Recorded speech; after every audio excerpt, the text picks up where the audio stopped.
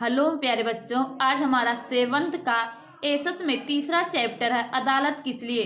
जैसे कि बच्चों हम अदालत में क्यों जाते हैं? न्याय मांगने के लिए जाते हैं। तो इस पाठ में एक धोबी राजा महाराजा बादशाह के दरबार में न्याय मांगने के लिए जाता है। जैसे कि राजा के महल के किनारे एक बहुत बड़ी नदी थी, उसमें कुछ धोबी कपड़े धोने के लिए जाते थे।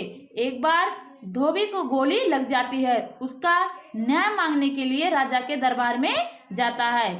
बच्चों इस पाठ में यही बताया गया है। चलो बच्चों अब हम आप सबको आगे की ओर ले चलते हैं। एक था बादशाह का था विशाल महल। जैसे कि एक राजा था, एक राजा बादशाह था, उसका बहुत बड़ा विशाल महल था। महल के कुछ दूर पे एक नदी थी। जैसे कि जो राजा का महल था उसके कुछ दूर पर एक नदी थी।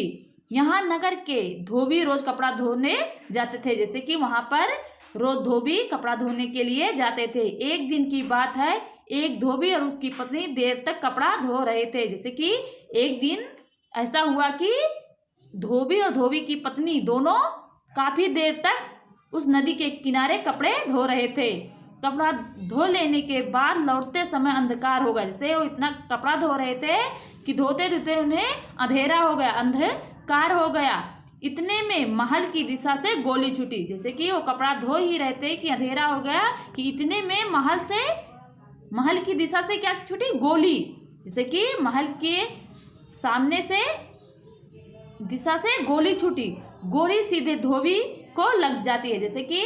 जैसे कि वो धोबी और उसकी पत्नी दोनों कपड़ा धो रहे होते हैं और धोते धोते काफी रात हो चुकी होती है कि इतने में महल की दिशा से गोली छूटी और सीधे आके धोबी को लग जाती है।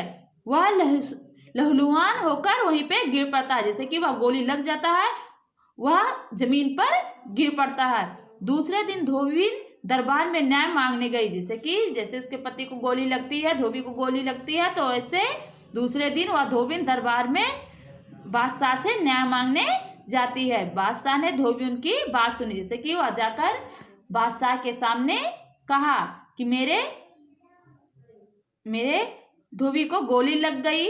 और सारी बातें सुनकर राजा ने कहा, धोबी ने गोली महल में से आई। जैसे कि वह धोबी राजा से बोली कि जो गोली मेरे धोबी को लगा है वो तुम्हारे महल से आई थी। बादशाह ने कुछ सोच विचार कर दूसरे दिन आने को कहा। जैसे कि धोबी के ऐसे कहने पर कि जो मेरे साथ धोबी को गोली लगी थी वो तुम्हारे महल से आई है, तो बादशाह ने कुछ सोच समझ के कहा कि अगले दिन आना। बादशाह ने तहकीकात की। जिससे बादशाह ने खोजबीन किया कि ये गोली किसने चलाई।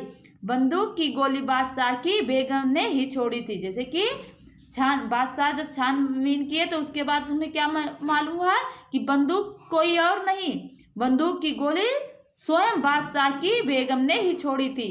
बेगम को शिकार करने का शौक था। जैसे बेगम को क्या था, उनके शिकार करने का बहुत बड़ा शौक था।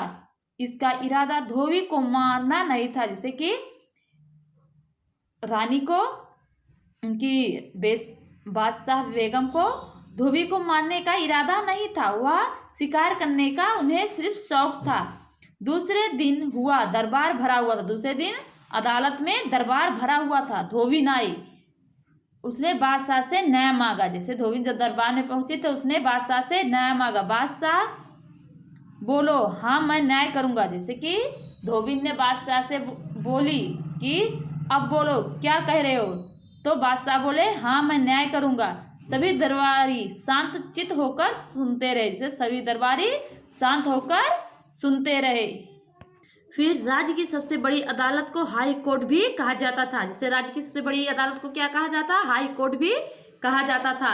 हाई कोर्ट राज्य की सभी अदालतों में से बड़ी अदालत है। जैसे कि बच्चों हाई कोर्ट राज्य की जो सबसे बड़ी अदालत है वो सबसे बड़ी अदालत है। जैसे हमारे राज्य का उच्च न्यायालय 1960 ईस्वी में स्थापित हुआ था। हमारा राज्य का उच्च न्यायालय किस सन में स्थापित हुआ था? 1960 ईस्वी में स्थापित हुआ था। वहां अहमदाबाद में स्थित है। कहाँ स्थित है? अहमदाबाद में स्थित है। फिर हमारा आता है ये गुजरात का उच्च न्यायालय, जैसे कि बच्चों ये हमारा क्या है, गुजरात का उच्च न्यायालय, जो आपको इस चित्र में दिखाई दे रहा है ये गुजरात का उच्च न्यायालय है। फिर हमारा आता हंसवा की जमीन, हंसवा की जमीन, कि इसमें छोटा गांव, यहाँ एक जमींदार रहता है, पूरे गांव में इस जमींदार के पास अधिक जमीन थी। जमींदार की जमीन के पास माझी का खेत था। इस माझी का नाम हंसा बहन, इसके खेत के आसपास जमींदार का खेत था। इसी जमींदार ने धीरे धीरे हंसा बहन के खेत के आसपास की जमीन हथियाना शुरू कर दिया। पूरे गांव में अधिक जमीन वाले इस जमींदार से भी डरते थे। जैसे कि बच्चों एक गांव था, उसमें एक जमींदार रहता था, वह पूरे गांव के सभी जमींदारों के पास जाकर जमीन खरीदता था। यहाँ तक कि वह जिसके पास उसका जमीन, जिसके अगल बगल में किसी के जमीन रहता था, वो हड़प लेता था। कौन? जमींदार। इससे उसमें एक हंसा बहन के पास भी एक खेत जमींदार का था, जो उसको हथियाने के लिए वो शुरू से उसके पास जाया करता था, और वह धीरे धीरे आधा हंसा बहन की जमीन को अपनी तरफ कर लेता है। इससे कुछ लोग उसे भी डरते हैं, कुछ लोग जमींदार से भी डरते हैं। इस प्रकार काम करते करते जमींदार हंसा बहन की आधी जमीन हड़प ली। जैसे कि वह खेतों में काम करते करते हंसा बहन की आधी जमीन हड़प लेता है। कौन? जमींदार ने।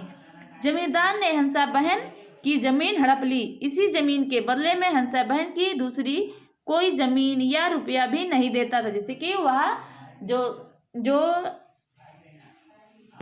जो जमींदार था, हंसा बहन की आधा जमीन हड़प ली और रुपया भी नहीं देता था, और हंसा बहन ने जमीन वापस लेने के लिए तहसील अदालत में आवेदन किया। जैसे कि जब उसकी हंसा बहन की जमीन हड़प लेता है तो वह अदालत में गई न्याय मांगने के लिए कि मुझे न्याय चाहिए। जमींदार और हंसा बहन ने अदालत में अपनी अपनी दलील दी। जैसे कि हंसा बहन और जमींदार ने दोनों मिलकर अदालत में अपनी अपनी शिकायतें करने लगे।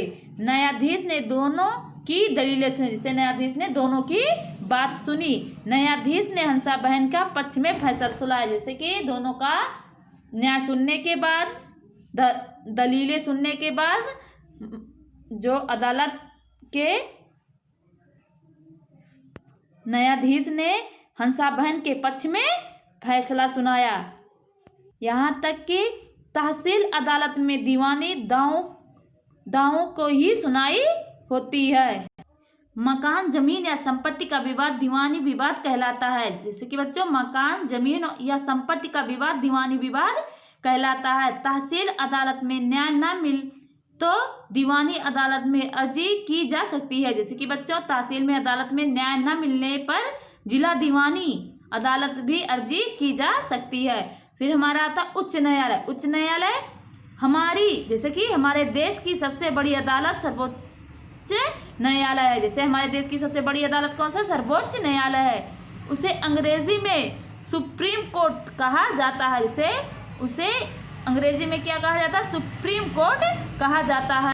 प्रत्येक राज्य में एक उच्च अदालत हाई कोर्ट भी होती है। जैसे प्रत्येक राज्य में एक उच्च अदालत हाई कोर्ट होती है। हमारी उच्च अदालत अहमदाबाद है। जैसे हमारी उच्च अदालत क्या है? अहमदाबाद है। संग्राम देश के उच्च अदालत का कार्य क्षेत्र निश्चित किया गया है। सभी उच्च न्यायालय अदालत समान है। जैसे कि बच्चों सभी उच्च न्यायालय अदालतें समान है। उच्च अदालत की नजीरी करने के लिए अन्य न्यायाधीश होते हैं। उच्च अदालत में सार्वजनिक हित की अर्जी आवेदन कोई भी व्यक्ति कर सकता है। जैसे कि बच्चों उच्च अदालत में सार्वजनिक हित की अर्जी आवेदन कोई भी व्यक्ति कर सकता है। यदि कोई झूठा अर्जी करके अदालत का महत्वपूर्ण समय बर्बाद करे तो उसे दंड भी हो सकता है। जैसे कि यदि कोई पुरुष झूठा अर्जी लेने के लिए अदालत में संपूर्ण समय बर्बाद करता है तो उसे दंड दिया जाता है। फिर हमारा आता है गब्बर का फैसला। इसे गब्बर कौन था? रणपुर गांव की बात है। गांव में एक लालजी सरपंच थे। जैसे रणपुर की बात है, एक गांव में लालजी सरपंच थे। जाड़े के दिन थे, अंधेरा होने वाला था। इसी समय सरपंच अपने खेत से घर जा रहे थे। जैसे कि बच्चों, एक बार एक गांव में एक लाल जी सरपंच थे। जाड़े के दिन थे, अंधेरा होने वाला था कि उसी समय सरपंच अपने खेत से घर की ओर जा रहे थे। अचानक वहां एक गाड़ी आई। जैसे कि बच्चों, वहां जैसे कि सरपंच अपने खेत से घर की ओर जा रहे थे तो अचानक वहां एक गाड़ी आई।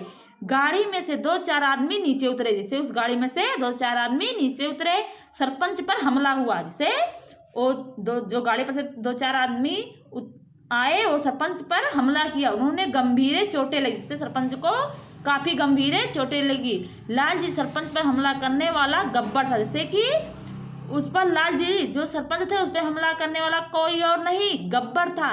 गब्बर रणपुर का आदमी था। गब्बर कहाँ का आदमी था? रणपुर का आदमी था। सरपंच ने गब्बर पर हमला करने का आरोप लगाया। जैसे कि सरपंच ने गब्बर पर हमला करने का आरोप लगाया। फरियाद के आधार पर पुलिस ने गब्बर के आरोपी के रूप में गिरफ्तार किया। गब्बर को अदालत में हाजिर किया गया। जैसे कि फरियाद के आधार पर पुलिस ने गब्बर के आरोपी के रूप में उन्हें गिरफ्तार किया। उसके बाद गब्बर को अदालत में हाजिर किया गया। सरपंच और गब्बर के वकील ने दलीलें की। फैसला गब्बर के पक्ष में था। जैसे कि बच्चों, उनके दलील करने के बाद फैसला गब्बर के पक्ष में था। सरपंच को न्याय नहीं मिला, गब्बर रिहा हो गया। इससे सरपंच को न्याय नहीं मिला और गब्बर वहां से रिहा हो गया। गब्बर अब सरपंच को धमकी देता था। जैसे वो रिहा हुआ तो गब्बर ने सरपंच को धमकी देने लगा। मार डालने की धमकी मैं देता हूँ, इसे मैं तुम्हें मार डालने की धमकी देता हूँ।